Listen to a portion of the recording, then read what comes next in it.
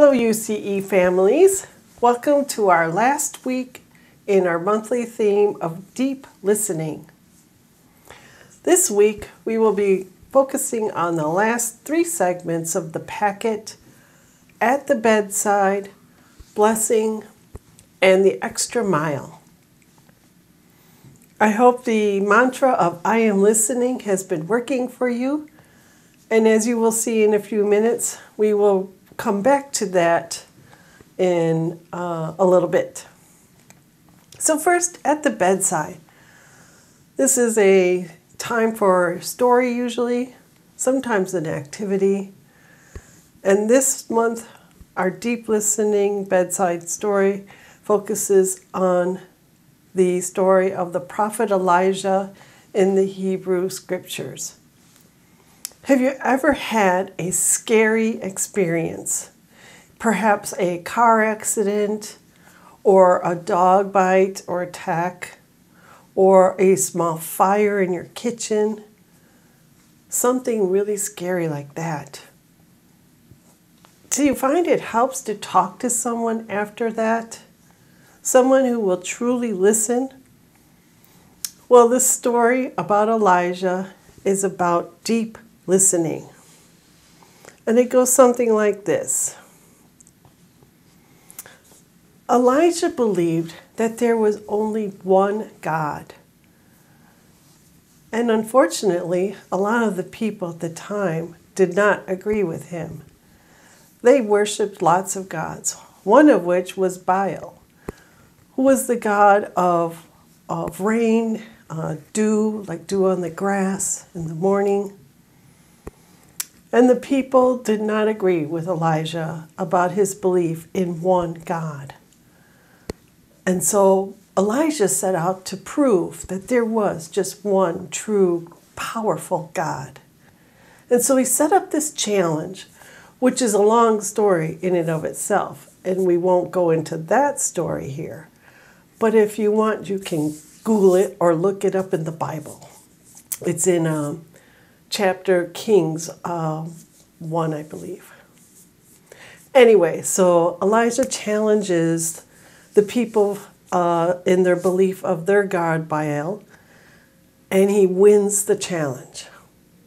Unfortunately, Queen Jezebel did not like this, and she got very angry, and so Elijah fled for his life. He had to escape. And so he ran into the wilderness. And after a day's journey, he grew tired and sat down under a juniper tree and fell asleep. And while he was sleeping, an angel came to him and said, "Wake up! I have something you need to eat and drink for your journey." And when Elijah awoke, there in front of him was a pitcher of water and cake.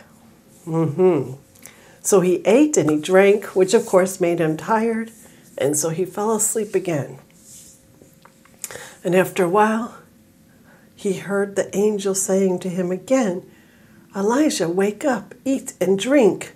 You're going to need energy for your travel."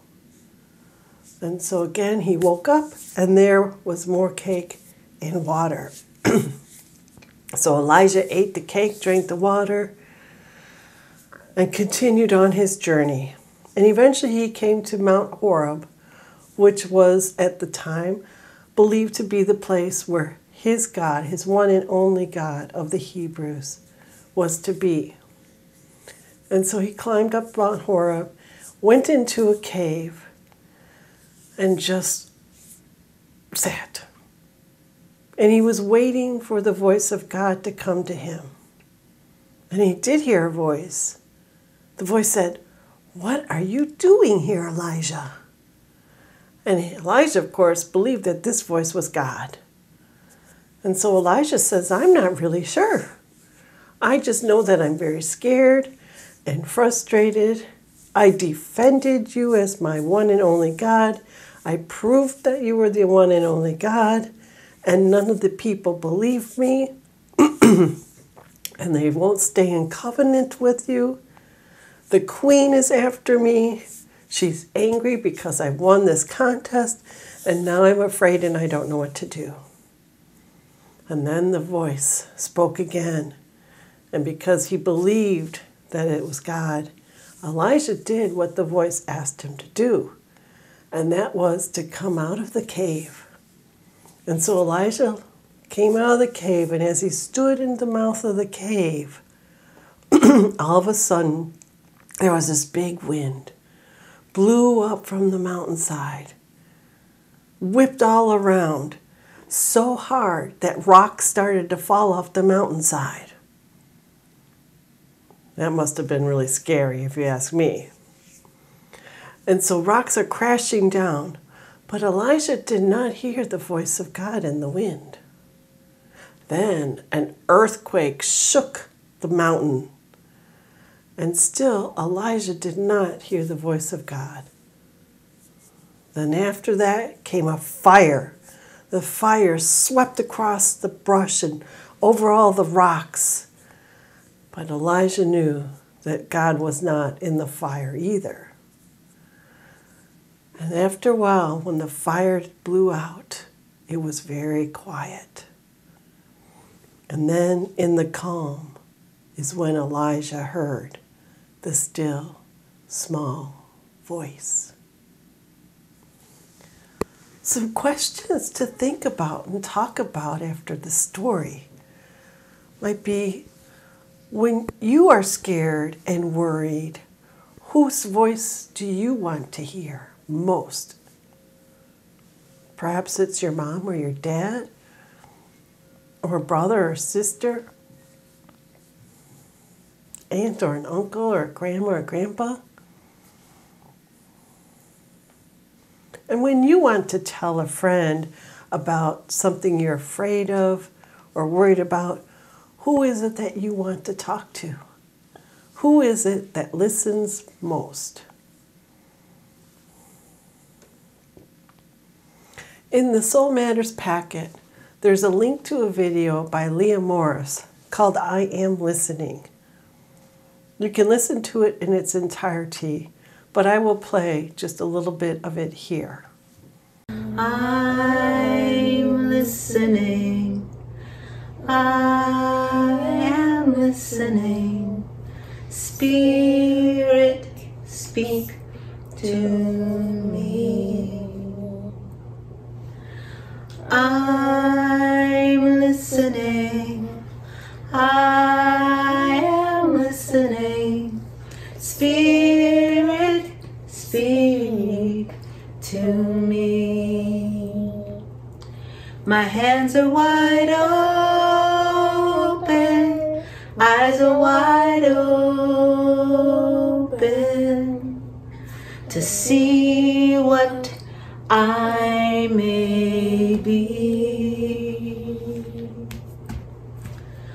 I'm listening. I am listening. Spirit, speak to me. Did you like that song, I Am Listening? There might be other songs that come to mind with this month's theme of deep listening. The first one that came to my mind was our hymn, Voice Still and Small. So here's a YouTube video of someone playing on a keyboard our hymn, number 391, in case you have a hymnal, called Voice Still and Small. And I am not a singer, so feel free to pause right here if you don't want to hear me sing and just listen to it on your own. But I like the song so much, I'm going to sing it anyway. Here we go.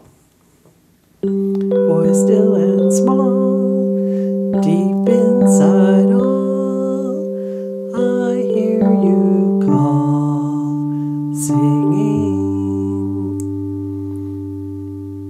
In storm and rain, sorrow and pain, still we remain, singing. Calming my fears, quenching my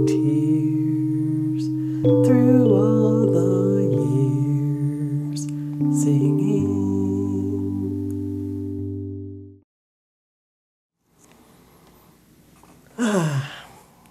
Always loved that song. You may recognize it because sometimes we would sing it before or after Joys and Concerns, and before the young people would go down to religious education programs. And finally, the last part of our Soul Matters Soulful Home packet is a blessing. And you can find it in the packet and read it at nighttime, at bedtime. But I will read it here off of my computer. When gusts of new knowing slap through the canyons of your being, wearing down familiar rock faces and eroding cliff holds, may you find the strength to sit still there in the deepest seat of self, listening beyond the howl and avalanche to the tender truths carried by the wind. Let these truths change the inner landscape you live in, for that is how we evolve. And when it's your turn to bellow and blow, may you too encounter a brave sound gatherer, one who sits quietly with fear and wondering, one unafraid of the stories of becoming. Then the end of our Soulful Home packet, we have what they call the extra mile. These are extra little things that you can do as a family, or in place of any of the other material for that matter. Whatever, of course, works for you and your family. The first idea is a family sound portrait, or what they call a soundscape. And this was part of the On the Porch section for parents and adults.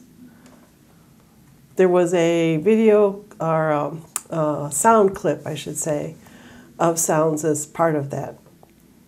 And the idea here is to create your own family soundscape. Anything around your house that, normally might not be considered maybe musical, but actually is. Such as the sound of coffee percolating, or a clock ticking, or keys jingling on a keychain, or a cat purring, splashing in a bathtub, or the shower running. Make a little soundscape of what your home sounds like. Another idea for going the extra mile is to interview an activist. Someone in your neighborhood or in the church who is an activist and that you would like to learn more about. Maybe do a little video recording of them in your interview. If you don't have a video camera or don't want to do it on your phone, you can just do an audio recording. It'll give you a chance to learn more about somebody and possibly your neighborhood. And that concludes our Soulful Home packet for the month of October and our theme of deep listening. I hope you all have a safe and happy Halloween, whether or not you decide to trick or treat. And next time will be November. So until then, have a good week and happy Halloween, happy Samhain.